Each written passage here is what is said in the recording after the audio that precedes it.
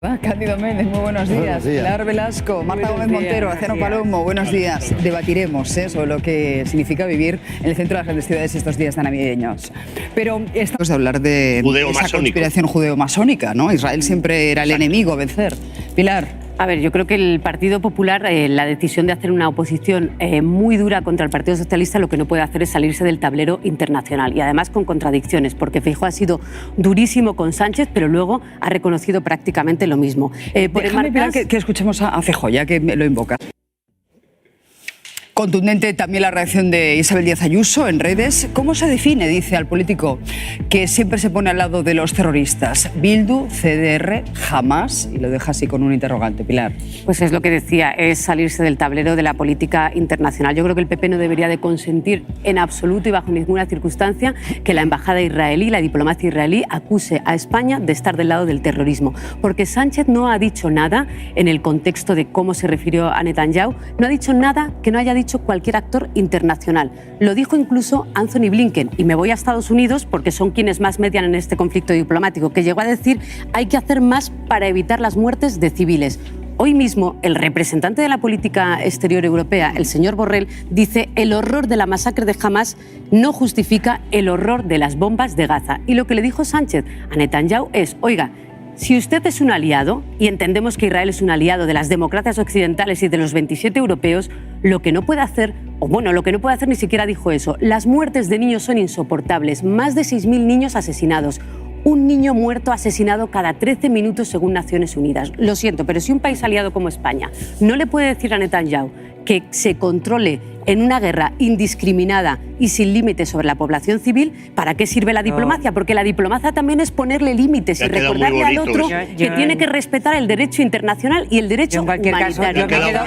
Adquiridos en el móvil del señor Sánchez y del señor Marlaska, ¿es coherente o pensar eso, que no se lo ha transmitido? Pues oye, con esa duda, con esa duda te doy la palabra, Pilar, y voy enseguida con la vicealcaldesa de Jerusalén. Sí, no, decía que por ser justos con el discurso, la diferencia es que Sánchez le recordó, le dijo a la cara a Netanyahu el asesinato indiscriminado de niños, pero sí que habló de diálogo, sí que habló de buscar una solución pacífica al conflicto y sí que habló de que esto en algún momento tiene que acabar. La respuesta de Bélgica y de la oposición en Bélgica no ha sido ir contra el primer ministro, ha sido apoyarlo. La respuesta del primer ministro belga ha sido repetirle ayer en redes sociales y en los medios de Bélgica. La causa es de Feijóo. Fue recordarle, mire, como primeros ministros de nuestros países de Europa, le estamos diciendo que por favor no respete el derecho internacional. La diferencia es que en España el Partido Popular da una respuesta que debería de estar con el gobierno y en Bélgica no,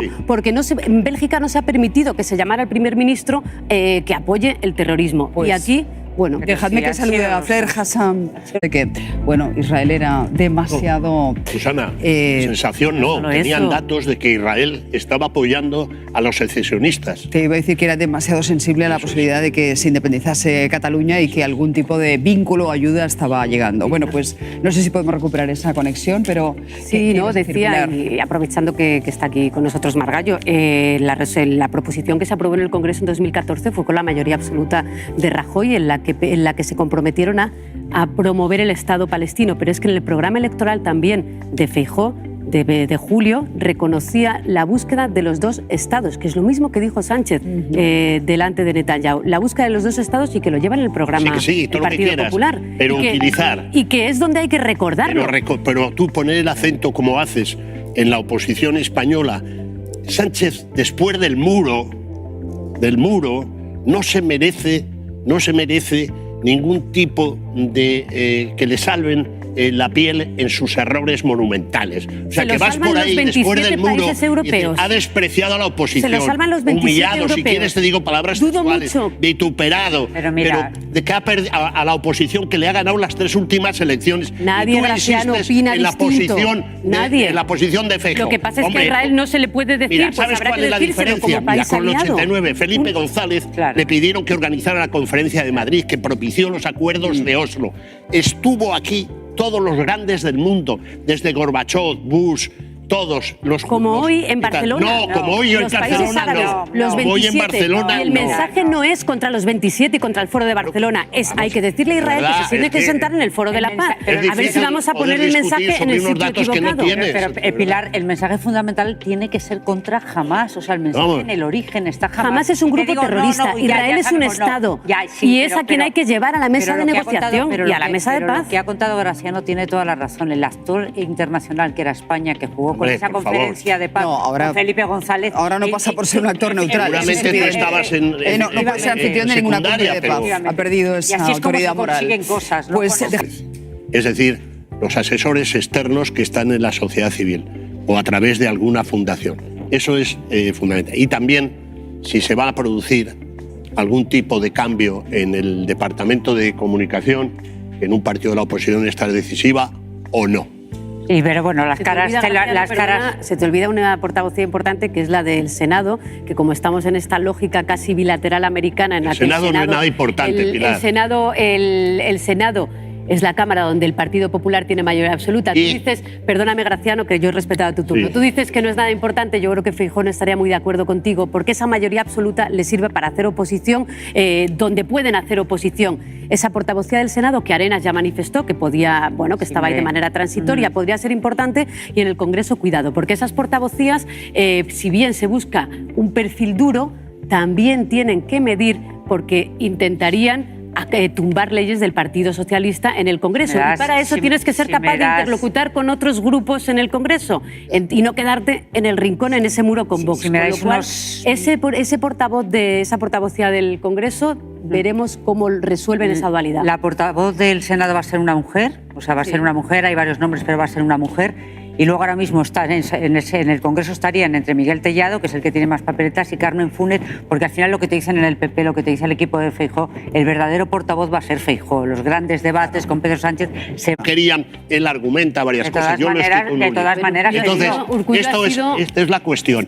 De todas maneras, yo no sé hasta qué punto... Que Urkullu es verdad que responde a esas dos lógicas, a la de Junts y a la de Feijóo. Recordar que Urkullu fue quien intentó convencer a Puigdemont para que convocara elecciones. Urkullu es el liderazgo del PNV que ha respondido a la época en la que él era el mediador contra el proceso directamente. Y es verdad que el Partido Nacionalista Vasco, está la fotografía de Ortúzar en Bruselas con Junts, ahora responde a otra dinámica. Lo que ocurre es que estoy de acuerdo, Susana, que las maneras no son las propias del PNV. Urkullu ha llevado 3 buenos resultados al País Vasco, 3 prácticamente mayorías, tenía esa alianza con el Partido Socialista.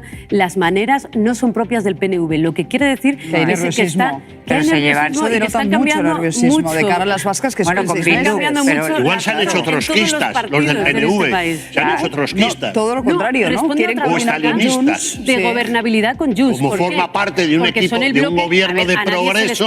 Y además lo visualizaron la semana pasada. Quieren hacer un bloque conservador de cara a una legislatura que también... a Bildu y a Esquerra. Claro, que también va a traer leyes. Un bloque conservador dentro del gobierno progresista. Que van a intentar escorar a la izquierda. Claro, esto es así. Dentro del gobierno. La multigobernabilidad es así. Esto va a pasar. Va a ser, digamos, un añadido más a todas las tiranteces que vamos a Redondo. Bueno, pues lamentó esa división del feminismo. Ojalá volvamos a concurrir a las manifestaciones de la mano, Pilar. Sí, porque venimos de un asesinato terrible. La noticia anterior es que el feminismo y el Ministerio de Igualdad tiene que estar centrado en la lucha contra la violencia de género y en la lucha contra la desigualdad de la mujer, y no en las luchas ideológicas que acabaron como acabaron en el anterior ministerio. Todos los recursos son pocos y en eso tiene que estar centrado el ministerio. Así que yo me alegro en el cambio de cartera. Creo que la ley del sí es sí, como bien dijo la nueva ministra, tiene muchas cosas buenas, y que se elimine la discusión y la bronca de ese ministerio, yo creo que es bienvenido para lo que viene. Cándido. Creo que tengo agua aquí, me voy a llevar el agua. Que precisamente lo que tumbó el Constitucional sobre las competencias del agua a Andalucía fue que no le podía dar las competencias del agua, porque es un recurso fundamental. Pues que hablas de Andalucía, fíjense que se abre una guerra del agua con Madrid